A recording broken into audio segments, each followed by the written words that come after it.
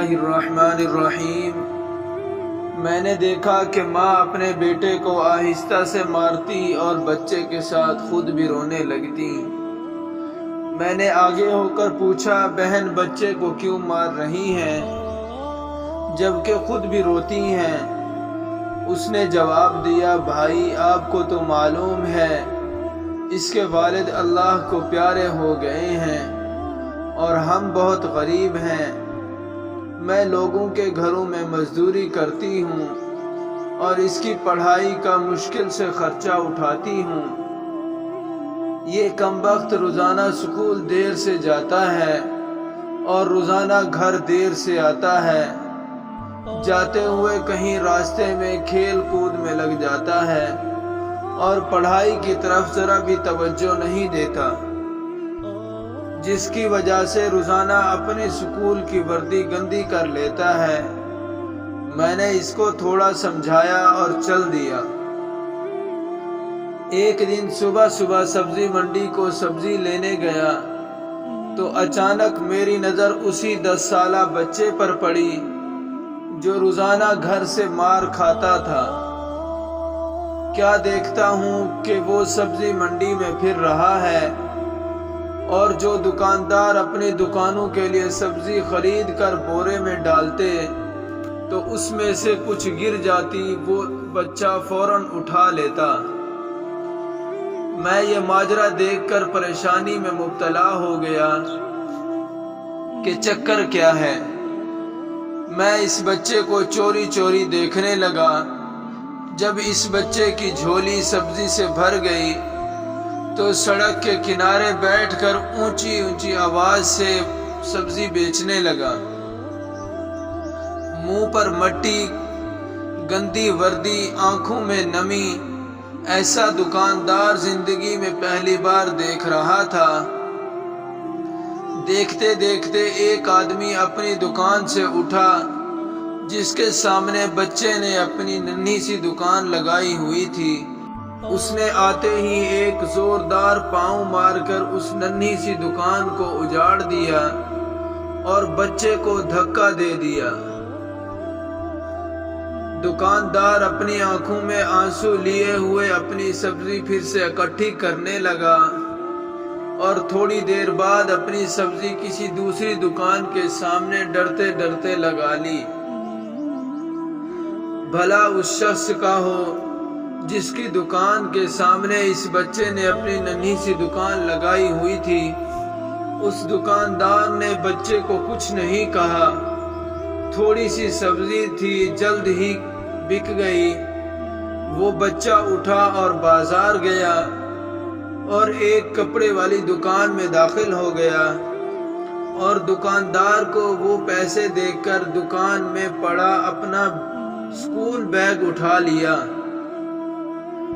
اور بنا کچھ کہے اسکول کی طرف چل دیا۔ میں بھی اس کے پیچھے پیچھے چل رہا تھا۔ جب بچہ اسکول گیا تو 1 گھنٹہ دیر ہو چکی تھی، جس پر اس کے استاد نے اسے ڈنڈے سے خوب مارا۔ میں نے جلدی سے جا کر اس کے استاد کو منع کیا کہ یہ بچہ یتیم ہے، اسے مت مارو۔ استاد فرمانے لگے، سر یہ روزانہ 1 گھنٹہ لیٹ آتا ہے، میں روزانہ اسے سزا دیتا ہوں کہ اسکول وقت پر آئے، اور کئی بار اس کے گھر پیغام بھی دیا ہے۔ بچہ مار کھانے کے بعد بھی اسکول میں بیٹھ کر پڑھنے لگا۔ میں نے اس کے استاد کا موبائل نمبر لیا اور گھر کی طرف چل دیا۔ گھر جا کر معلوم ہوا میں جو سبزی لینے گیا تھا وہ تو بھول ہی گیا ہوں۔ حسب معمول بچے نے گھر آ کر ایک بار پھر ماں سے مار کھائی ہوگی۔ ساری رات میرا سر چکراتا رہا۔ اگلے دن میں نے صبح کی نماز پڑھی اور بچے کے استاد کو فون کیا کہ سبزی منڈی ٹائم پر ہر حالت میں پہنچے، جس پر مجھے مثبت جواب ملا۔ سورج نکلا اور بچے کا اسکول جانے کا ٹائم ہوا اور بچہ گھر سے فوراً سبزی منڈی جا کر اپنی ننھی سی دکان کا بندوبست کرنے لگا۔ میں اس کے گھر جا کر اس کی والدہ کو کہا کہ بہن میرے ساتھ چلو، میں تمہیں بتاتا ہوں آپ کا بیٹا کیوں اسکول دیر سے جاتا ہے۔ وہ فوراً میرے ساتھ ہوئیں، منہ میں یہ کہتے ہوئے چل پڑی کہ آج اس بچے کی خیر نہیں، میں اسے نہیں چھوڑوں گی۔ منڈی میں بچے کا استاد بھی آ چکا تھا۔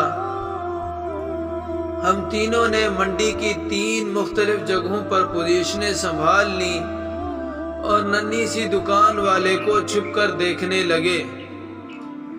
حسب معمول آج بھی اسے کئی لوگوں نے جھڑکیں پڑی اور آخر کار وہ لڑکا اپنی سبزی فروخت کر کے کپڑے والی دکان کی طرف چل پڑا۔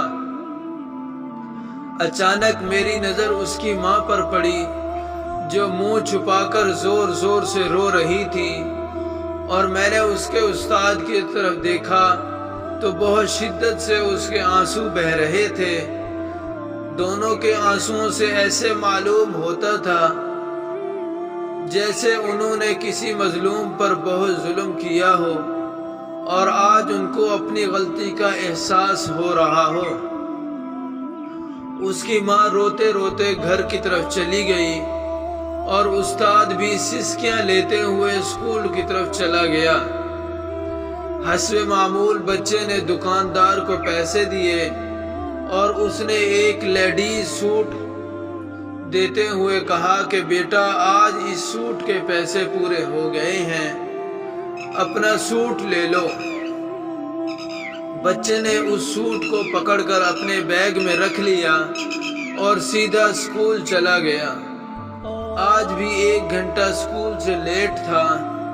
وہ سیدھا استاد کے پاس گیا اور بیگ ڈیسک پر رکھ کر مار کھانے کے لیے پوزیشن سنبھال لی اور ہاتھ آگے بڑھا دیے کہ استاد اسے ڈنڈے سے مارے۔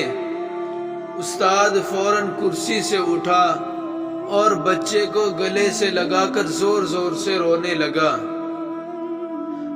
یہ دیکھ کر میری آنکھوں میں بھی آنسو آ گئے۔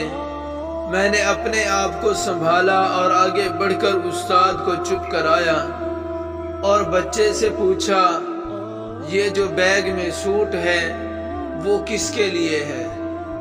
بچے نے جواب دیا میری ماں امیر لوگوں کے گھروں میں کام کرتی ہیں اور اس کے کپڑے پھٹے ہوئے ہوتے ہیں، اس کے پاس مکمل جسم ڈھانپنے کے لیے کوئی سوٹ نہیں ہے، اس لیے میں نے یہ سوٹ اپنی ماں کے لیے خریدا ہے۔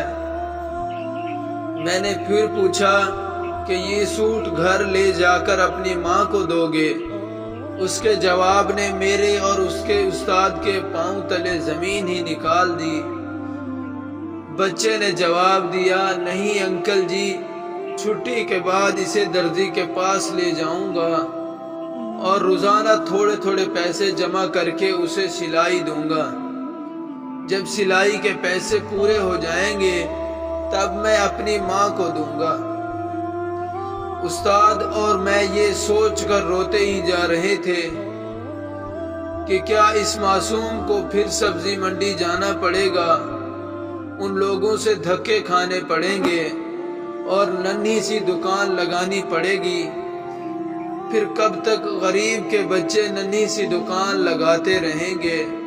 اس واقعے سے ان لوگوں کو عبرت حاصل کرنی چاہیے جن کے پاس اللہ کا دیا ہوا سب کچھ ہے لیکن ان کی زبان سے ناشکری نہیں جاتی اور حرص و ہوس جاتی ہی نہیں۔ اولاد چاہے امیر ہو یا غریب، لیکن وہ سب سے زیادہ اپنے ماں باپ کو اچھا دیکھنا چاہتی ہیں۔